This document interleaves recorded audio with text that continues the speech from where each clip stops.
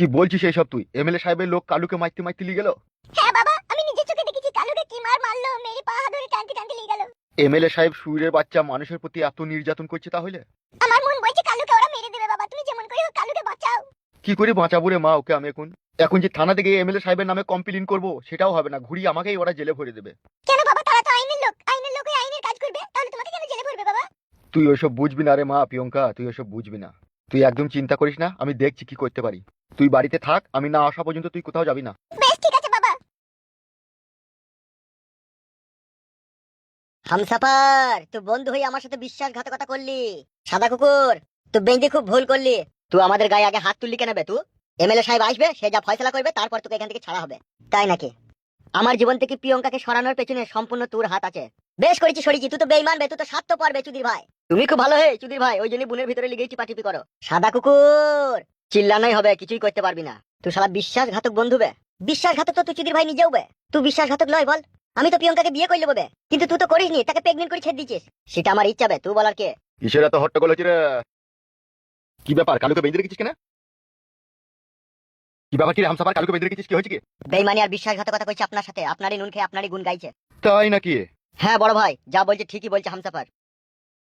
কি হবে? মেরা বিল্লি মুঝসেই ম্যাও।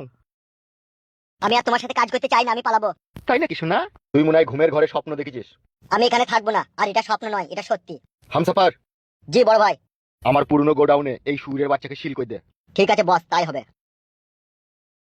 সুরের বাচ্চা, ভালোবাসা।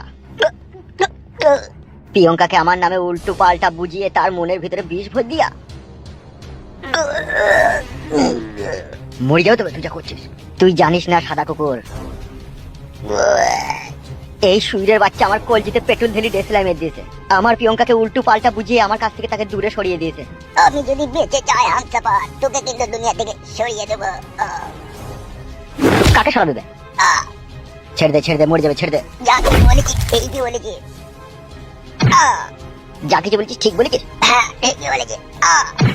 বল শালা, ভুল বলেছি বল। তুই তো বেঈমান বে শালা।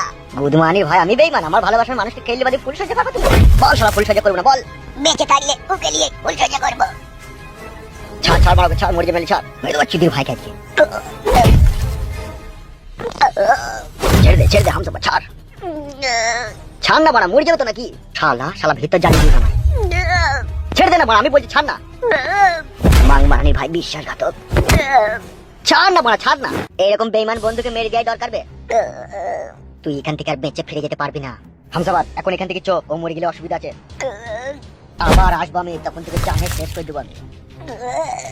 সুরের বাচ্চা, চাহার চ।